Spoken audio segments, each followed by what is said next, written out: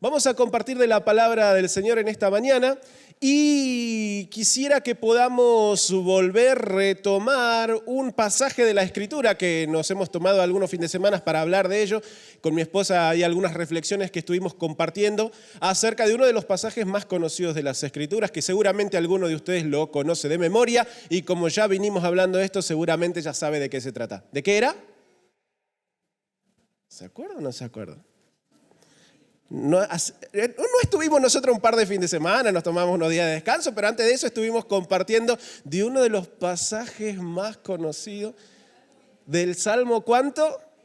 Del Salmo número 23, exactamente, y estuvimos hablando allí algunas cositas. Guada compartió varios principios de las bendiciones que tenemos en el Señor por justamente Él estar con nosotros.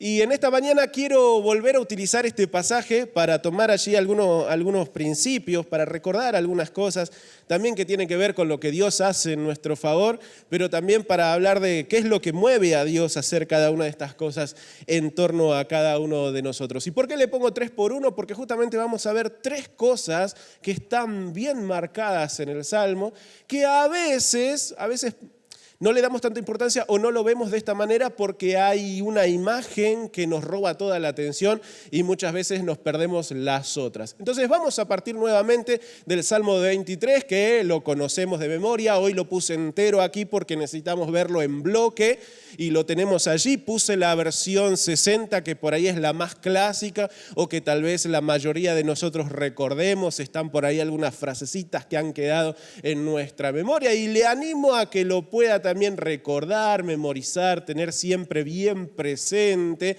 No importa en la versión que usted se lo quiera aprender, pero lo bueno es que podamos memorizar estos pasajes claves de las Escrituras que nos ayudan en determinado momento porque justamente tienen que ver con experiencias de vida que nos van a tocar atravesar y en medio de eso Dios siempre nos está hablando. ¿Me acompaña? Jehová es mi pastor y nada me faltará.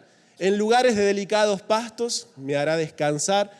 Junto a aguas de reposo me pastoreará, confortará a mi alma, me guiará por sendas de justicia por amor de su nombre. Aunque ande en valle de sombra de muerte, no temeré mal alguno, porque tú estarás conmigo, tu vara y tu cayado me infundirán aliento. Aderezas mesa delante de mí en presencia de mis angustiadores, unges mi cabeza con aceite, mi copa está rebosando. Ciertamente el bien y la misericordia me seguirán todos los días de mi vida y en la casa de Jehová moraré por largos días. Amén. Hermoso salmo. Le animo una vez más, apréndaselo. Si le gusta la versión 60, tómelo de allí. Si quiere ir a otra versión, vaya a otras versiones. Cambiarán algunas palabritas, pero lo importante es recordar estos pasajes centrales, claves de la Escritura y que nos ayudan justamente a recordar todas aquellas bendiciones disponibles para nuestras vidas. Quiero partir diciendo lo siguiente, que en este salmo, en el salmo número 23, hay una imagen que se roba la atención de todo el salmo.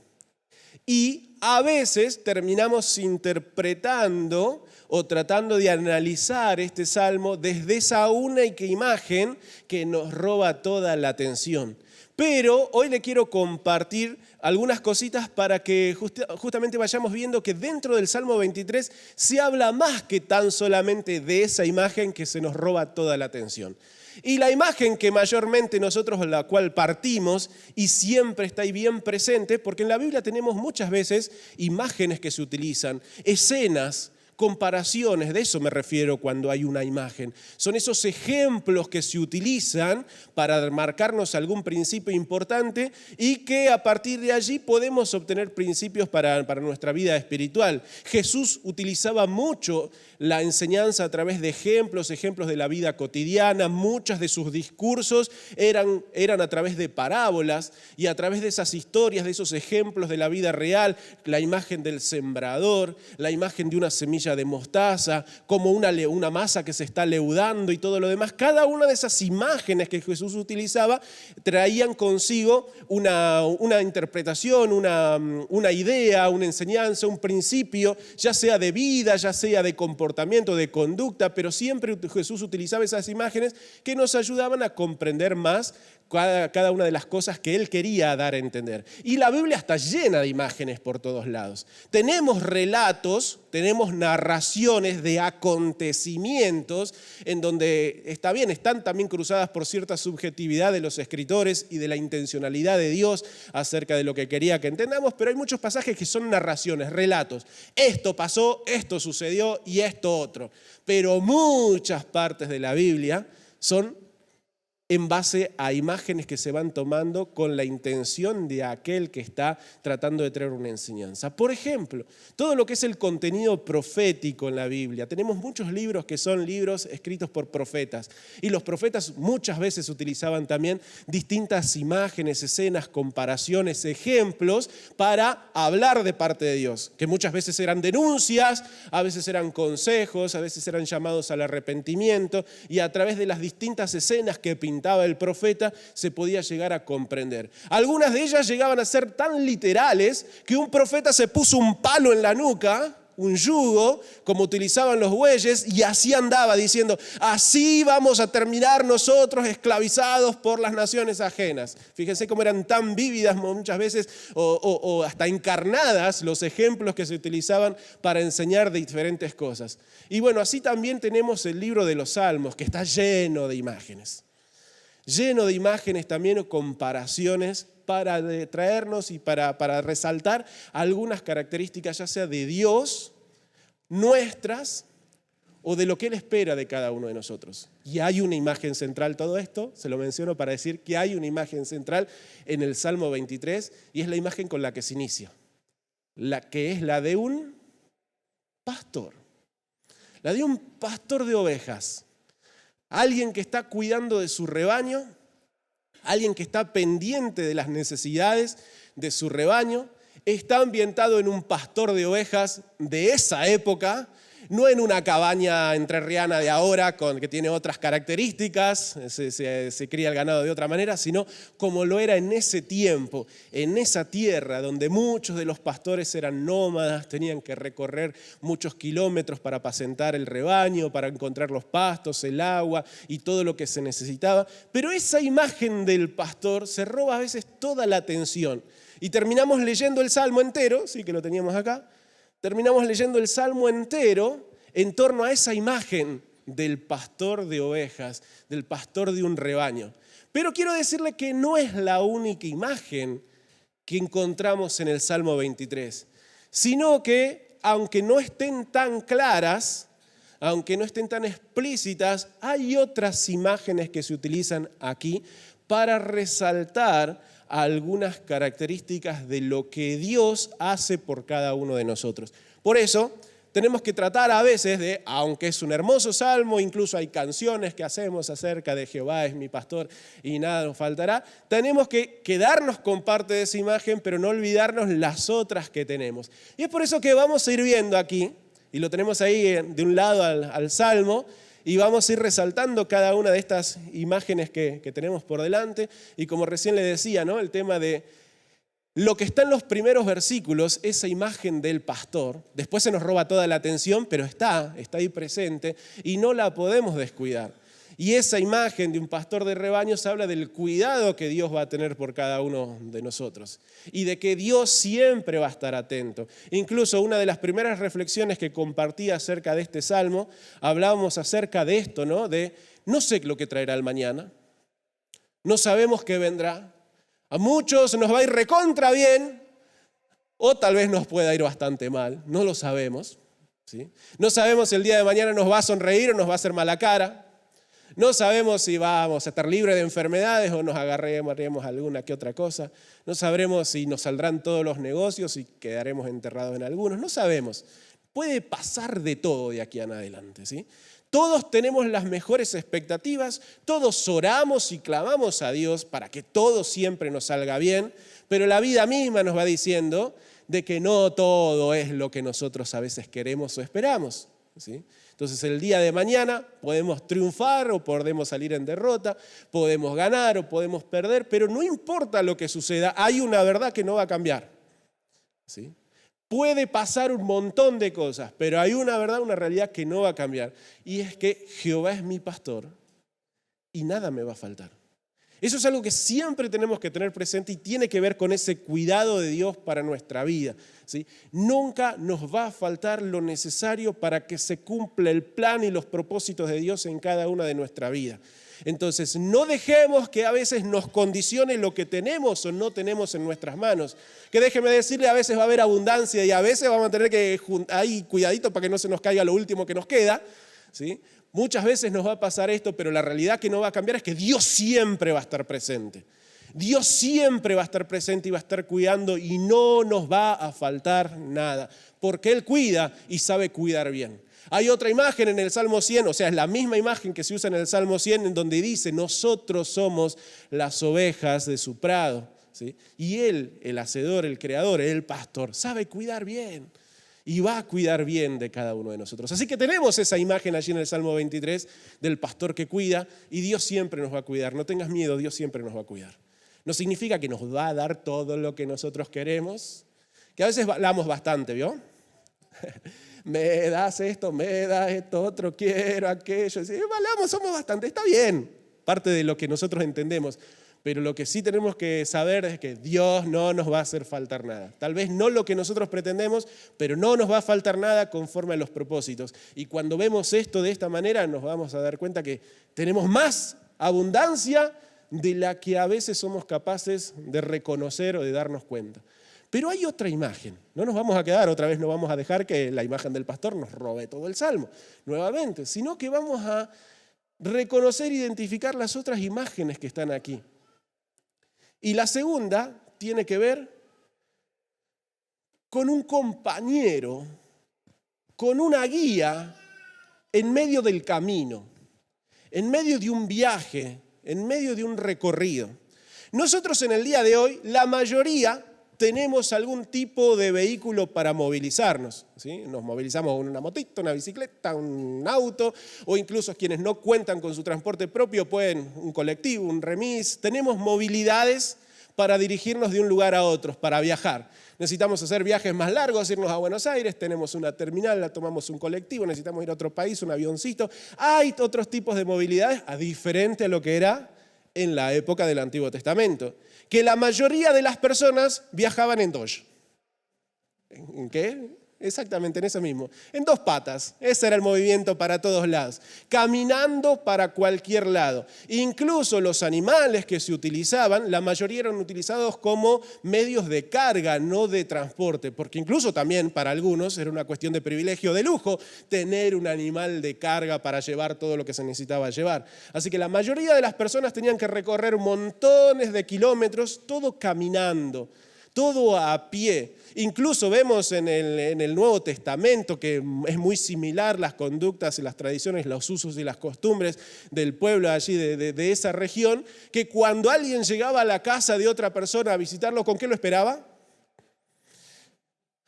¿Qué le convidaría a usted hoy a una persona que llega a su casa a visitarlo? Y tal vez algún refresco, un matecito, un café, ¿sí? Algún tecito con algunas hierbas de naturalmente. Chivito para que tengan en cuenta. Pero en esa época era diferente. Lo que te convidaban, que también era una atención muy importante cuando alguien llegaba, una palangana con agua, para poder sacar todo lo que se había amontonado en el camino. Imagínense, a veces a nosotros nos entra una pelucita en el zapato nos sale una ampolla así grandota. Imagínense lo que eran esos recorridos en medio de lugares áridos, desiertos. O sea que había mucha gente que deambulaba, andaba de un lado para el otro, algunos por trabajo, por viajes, incluso algunos de esos recorridos por motivos religiosos, para ir a adorar al templo. Pero había mucha gente en medio del camino. Y había muchos que vivían extraviados, que vivían sin rumbo, ¿sí? Y esta segunda imagen que tenemos ahí es justamente de esa persona que se pone al lado y nos acompaña y camina con nosotros. Ya no es la imagen del pastor que cuida tan solamente, sino es de alguien que se ubica al lado nuestro y es parte de lo que nosotros nos va a tocar recorrer.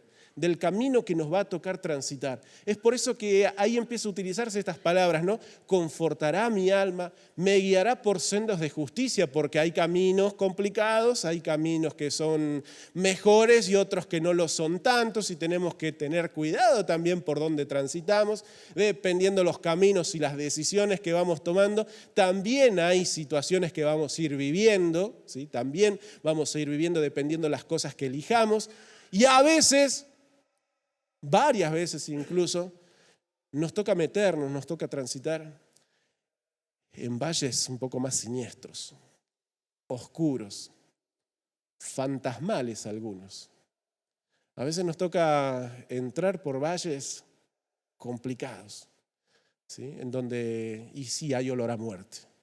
Hay temor, hay un montón de cosas que nos abruman, que nos complican la vida, que nos hacen tener temor. Pero ¿sabe? La imagen que aquí nos presenta de Dios es de esa persona que se va a poner al lado y no nos va a dejar solos. Va a estar con nosotros en el camino que nos toque transitar.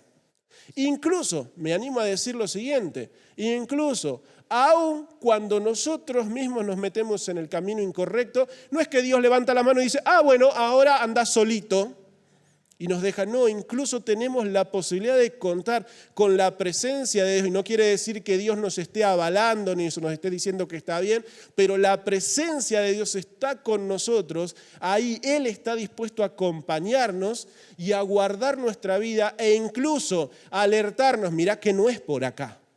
Mirá que hay un camino mejor. Mirá que podemos salir. Mirá que se puede ir por un camino diferente. Entonces vamos a tener un compañero y un guía, y esa es la imagen que tenemos allí. Incluso a veces también nos queda la imagen del pastor porque se utiliza esa palabrita, ¿no? Tu vara y tu cayado me infundirán aliento. Pero déjeme decirle que esa vara que se utilizaba, muchos la utilizaban para arriar el ganado, mejor dicho, guiar el rebaño de ovejas, pero también era un instrumento para los viajeros, para los caminantes. Porque cada tanto había que sostenerse en el camino y apoyarse porque es difícil seguir. Y ese bastoncito donde apoyarse es también cuando nosotros nos encontramos cansados y nos cuesta seguir, y ahí podemos reposar en nuestro caminar e ir avanzando. Dios es nuestro compañero, Dios es nuestra guía. Pero hay otra imagen también que tenemos en este Salmo 23, y es la que nos encuentra aquí, ¿no? En estos versículos que, si no me equivoco, es el 4 o 5 por ahí. ¿Y qué es otra imagen? Se utiliza otro ejemplo. Y en este caso es el ejemplo de un anfitrión o de un rey que te está invitando, que nos está invitando a participar de la mesa real, a participar del banquete. Porque usted sabe que en esa época de reyes, de conquistas, de feudos, de dominios, de distintos poblados que cada uno tenían sus caudillos, ¿sí? Donde estaba el principal, aquellas naciones que contaban con un rey, esa mesa era especial, allí había más privilegios, allí había más abundancia, y la mesa del rey es abundante, y acá se usa esta imagen, ¿no? Estás entrando al palacio del rey, podemos entrar al palacio del rey y la mesa está servida para nosotros. Está servida para que podamos gustar. Está servida para que podamos recibir más bendiciones de las que ya tenemos.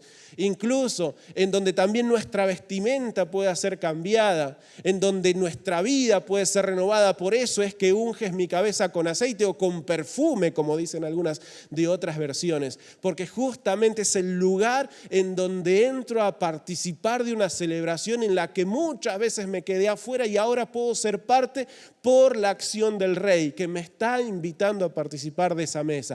Mesa que está bien dispuesta, que está llena, que está preparada. Esas tres imágenes son las imágenes que tenemos dentro del Salmo 23. La de un pastor que cuida, la de un compañero de ruta que nos acompaña y que nos guía en el momento que necesitamos, y la de un rey que premia, la de un rey que bendice, la de un rey que nos hace parte de una fiesta, que galardona, que premia y tantas cosas más.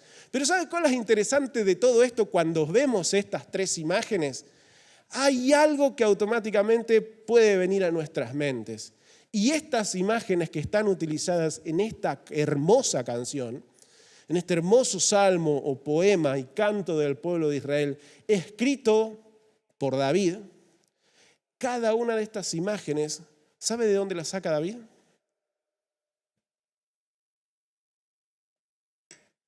¿Se las contó a alguien?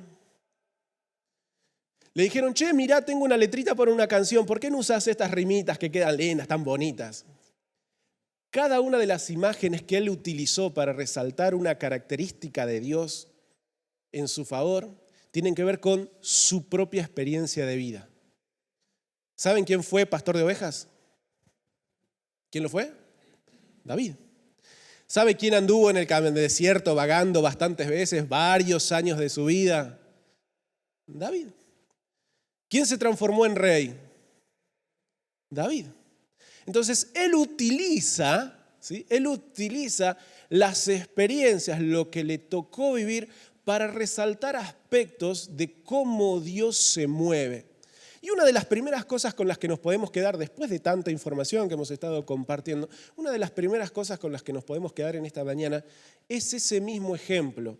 Yo le animo a que usted tome de su vida cotidiana esos ejemplos y vea y trate de canalizarlos en ejemplificar cómo Dios se mueve. Porque mucha de la teología que nosotros podemos hacer no solamente viene en torno a la revelación que Dios nos ha dejado, que es la que tiene que filtrar todas las cosas, sino que mucha de la teología, y mejor dicho, de la palabra que podemos predicarle a otras personas, tiene que ver en cómo Dios se ha movido o cómo las cosas que nosotros hemos vivido en nuestra vida. Entonces no desprecie su experiencia de vida, porque Dios está hablando también a través de lo que ha hecho en usted, como lo hace en David. David, en un momento de inspiración, guiado por el Espíritu Santo, en donde empezó a levantar este canto, a escribir este relato y todo lo demás, cada una de las imágenes que utilizó fueron parte de su vida. Él sabía lo que era ser pastor de ovejas. Entonces, en un momento dice, así como a mí me tocó cuidar al rebaño e incluso dar la vida muchas veces, porque él mismo se encarga de decir, cuando tuvo que ir a enfrentar a Goliat, cuando tuvo que ir a enfrentar al gigante, dice, no le tengo miedo, si a mí ya me tocó ir cuando era pastor de ovejas, enfrentar un oso, enfrentar un león, y así de la misma manera que Dios me ayudó ahí, Dios me va a ayudar en este momento. Entonces, él muchas veces se tenía que enfrentar en peligros en favor de su rebaño, y él podía decir en esa manera, así como yo tenía que ofrecerme o cuidar o arriesgar mi vida, es lo que Dios hace por mí. Dios hace eso por mí. Dios me cuida y me cuida al extremo. Dios me cuida y no me va a dejar. Y Dios siempre va a esperar lo mejor y va a hacer y buscar lo mejor para mi vida conforme a sus propósitos. Los pastores de ovejas en ese tiempo tenían que hacer muchos kilómetros, a veces meses sin regresar a sus hogares, justamente por ser peregrinos y por tener que ir pastando en distintos lugares, porque el Israel de esa época no es el Israel con la tecnología de hoy, con la agricultura de hoy, era una tierra desértica, que solamente algunas regiones contaban con el privilegio de ciertas llanuras y praderas, pero después eran montañas áridas y los pastores tenían que ir con su rebaño por distintos lugares, temporadas enteras. Eso es lo que Dios hace, Dios cuida. Así como muchas veces a mí me tocó, dice David, es lo que Dios hace por mí y nunca lo va a dejar de hacer. Incluso a él le tocó estar en el desierto, porque usted sabe, no fue tan mágico como él se transforma en rey. Tenía una promesa, pero el día que venció al gigante y que el rey Saúl lo transforma en el general principal de todo el ejército, también ese mismo día Saúl empezó a tener celos, porque la gente le cantaba más a David que al rey, y es ahí en donde la cosa se descontrola de tal forma que David tiene que huir del reino, esconderse, porque el mismo Saúl estaba persiguiéndolo para atentar en contra de su vida. Y esos años de David fueron complicados, difíciles, no tan románticos y tan lindos. Y tenemos salmos de David que también cuentan esa experiencia, deseos a veces de morir, de desierto, de sentirse vacío, de decir, Señor, ¿dónde está la promesa? Tenemos también plasmadas esas palabras de David en otros cantos. Él también fue un peregrino y extranjero muchos años de su vida. Al punto tal que uno de los lugares donde se radicó por un tiempo es un lugar que lo hemos conocido, que hemos escuchado hablar de él, la famosa cueva de Adulam. Que incluso cuando otros se enteraron que David estaba ahí, que fueron también se le sumaron, pero no eran de los mejorcitos. La Biblia nos describe que los que estaban endeudados, los que estaban afligidos, los que andaban medio amargados, se enteraron, ay, David también, pobre David, vamos con David. Y se fueron todos con él y imagínense la cuevita de Adulam, los primeros días habrá sido un llanto. ¿Sí? Y todos, ay, la mala suerte y la mala fortuna. Pobre gente lo que les tocó vivir, pero ahí se reunieron. Pero usted sabe lo interesante que pasó ahí en medio de todo ese ejército de gente que estaba sin rumbo, sin propósito. Dios mismo ahí termina también usando a David. Y muchos de esos endeudados, amargados, pobres, que no tenían propósito de vida, muchos de ellos se transformaron en el núcleo de su ejército, en el núcleo de sus guerreros, los que luego lo acompañaron a él a vencer filisteos, a enfrentarse al mismo ejército de Saúl, a transformarse también en parte de los generales que lo acompañaron en su reinado. Y no todos hicieron todas las cosas bien, algunos de ellos sus heridas siguieron adelante y eso también hizo que metieran la pata, porque si recorremos la historia, varios de los que estuvieron ahí no la hicieron del todo bien.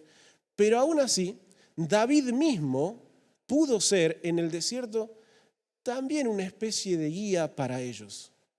Y ahí la imagen otra vez. Así como a mí, que no tenía las ideas muy claras, que también estaba perdido, que también estaba desorientado, y Dios me utilizó para ayudar a otras personas, es lo que Dios hace conmigo. Dios me ayuda a enderezar mis sendas. Dios me ayuda a encontrar el rumbo. Dios me ayuda a descansar en el desierto. Dios es mi compañero de viaje. Dios es mi guía. Y también la última imagen, a él le tocó ser rey. Pero cuando él tuvo que ser rey y sentado a la mesa un día dijo, hay algo que no está bien. Había hecho una promesa David. Hablamos de esto hace, si no recuerdo mal, unos meses atrás. Y él se acordaba que había hecho una promesa a su amigo, al hijo de Saúl, el rey, a Jonatán. Una promesa en donde si él llegaba a ser rey, no iba a exterminar a la familia de su amigo. Porque usted sabe cómo eran las cosas en ese tiempo, todo de reyes, y si había alguna amenaza de alguien que atentaba contra el trono, la manera fácil de eliminar todo ese problema era... No se difamaba en las redes sociales al otro candidato. En ese momento directamente se les cortaba la cabeza y ya está, no había competencia. David recordó, hice una promesa y empezó a buscar y se enteró, hay un sobreviviente. Hay alguien que quedó con vida, un nieto de Saúl, llamado Mefiboset, que tuvo la desgracia de tener un accidente y no podía caminar. Lo manda a llamar, lo manda a buscar, él se le presenta pensando que iban a cortar su cabeza. Y sin embargo, la respuesta de David fue, todo lo que le perteneció a tu abuelo, te lo devuelvo. Le volvió a dar todas las propiedades que eran de la familia. Él no las podía administrar por su problema de salud. Le dijo, mira, esta persona te las va a administrar. Todo lo que genere es tuyo. No solamente eso, la parte más importante, de ahora en adelante, desayuno, almuerzo, cena, todo lo que haya acá, en la mesa del rey. O sea, Mefiboset gustó lo mismo. Y ahí es la imagen también, ¿sí? La misma imagen. Ese rey que premia, ese rey que galardona, pero en este caso es David reconociendo, yo fui el que... No, sino que Dios también me llamó cuando yo no tenía por qué participar de esto, cuando yo no tenía por qué reclamar nada, es que Dios también me galardona con tanto y me deja comer de su mesa, tantas bendiciones y tanta plenitud. Así que el Salmo 23 contiene estas tres imágenes que tienen que ver con esto, con el pastor que cuida, con el compañero que guía, con el anfitrión que es rey, y a manera de resumen tenemos esto, ¿no? El Salmo 23 nos habla de cuidado, nos habla de compañía, nos habla también de bendición. Dios me cuida, Dios me acompaña, Dios me bendice. Pero antes de terminar, hay algo que es más importante que todo esto que vine hablando hasta ahora, ¿sí? Hay algo que es más importante que todo esto y tiene que ver con la razón, con el motivo. Y yo me pregunto, ¿por qué es que Dios me cuida? ¿Por qué es que Dios está dispuesto a acompañarme? ¿Por qué es que Dios me va a bendecir? ¿Por qué? ¿Cuál es el motivo? ¿Cuál es la razón? Y muchas veces nosotros hemos entendido mal el motivo o la razón. Y pensamos que Dios nos cuide, que Dios me acompañe y que Dios me bendiga es un derecho adquirido. Pensamos que esto que Dios nos ofrece, nos da, hace por nosotros, es una realidad. A veces lo entendemos como un derecho adquirido, algo que me corresponde. Dios tiene que cuidar de mí, Dios me tiene que acompañar, Dios me tiene que bendecir por todo lo que yo hago. Si me congrego, si oro, si hago esto, si traigo mis diezmos, si ofrendo, entonces creo que es un derecho adquirido que Dios me bendiga. Mirá, Señor, que tengo contadas las reuniones en las que estuve participando. Así que tengo derecho adquirido a que me bendigas. Señor, tengo el certificado de bautismo de nacimiento, rebautismo por las dudas, de confirmación que por ahí tiene que estar, el de casamiento. Todo esto tengo en regla por iglesia, así que me corresponde, es mi derecho adquirido que Dios me cuide, que Dios me acompañe, que Dios me bendiga. Me conozco la Biblia de pe y a pa, los ayunos que meto. Cómo Dios no me va a cuidar, me va a acompañar y me va a bendecir. Me corresponde, tiene que pasar. Soy de la iglesia. ¿Cuántos años tengo metido adentro de la congregación? Me corresponde que Dios me cuide, me acompañe, me bendiga. Pero el Salmo no termina de esa manera. ¿Sabe cómo termina el Salmo? Resaltando otra cosa. Dice, ciertamente el bien y la misericordia me seguirán todos los días de mi vida, y en la casa de Jehová moraré por largos días. ¿Sabe por qué Dios nos cuida, nos acompaña, nos bendice? Por misericordia. Misericordia. Y esa es la raíz de toda la cuestión. Y ese es el porqué. Porque todo es misericordia. Y nada es derecho adquirido. ¿Sabe lo que nos corresponde? ¿Sabe lo que merecemos? ¿Sabe la parte que nos toca? Y muy poca cosa y casi nada. Deberíamos estar con todo el ejército de caídos ahí. A veces pensamos que nosotros hacemos las cosas mejor o que nos sale mejor, pero déjeme decirle lo siguiente, ¿sí? Seguimos teniendo la misma esencia. Y si Dios a nosotros hoy nos plantara en el Edén nuevamente, ¿sabe lo que haríamos? Lo volveríamos a prender fuego. Volveríamos a hacer macanas. Y siempre las estamos haciendo. Entonces, ¿qué nos podemos ganar? ¿Qué podemos reclamar? ¿Qué podemos decirle a Dios? Me corresponde. Mirá lo que hice. Porque la mala noticia es que nunca va a alcanzar. Nunca va a ser suficiente. Nunca vamos a estar a la altura. Entonces no nos ganamos nada. Y todo es misericordia. Si Dios me cuida, si Dios me acompaña y si Dios me bendice, siempre va a ser por su misericordia, porque Él nos ama. Entonces usted dirá, bueno, ¿para qué vengo a la iglesia? ¿Para qué diezmo? ¿Para qué ayuno? ¿Para qué oro? ¿Para qué hago esto? ¿Para qué hago lo otro? Tantas cosas que hice, ¿y eso dónde queda? ¿Para qué está? No lo hago más. Podría ser, pero ¿sabe por qué? Porque es lo correcto. Y hay cosas que tenemos que hacer no por el resultado, porque es correcto. Y tan solamente por ello, porque está bien. Y hay un motivo mucho mejor todavía. No para ganar, para responder. Para responder.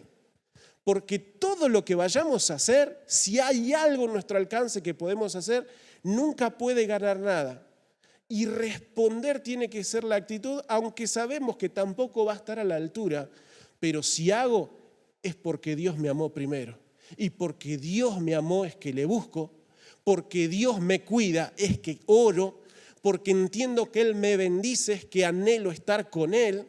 Porque sé que es lo correcto, lo que Dios me pide. Voy a hacer cada una de las cosas que Él me demande o me anime a hacer o me desafíe. No para ganarme algo, siempre en respuesta. Porque todo es misericordia. Y yo le animo que en nuestro corazón, que en nuestra vida, siempre hagamos de nuestra relación con Dios algo extremo en recordar que todo es misericordia.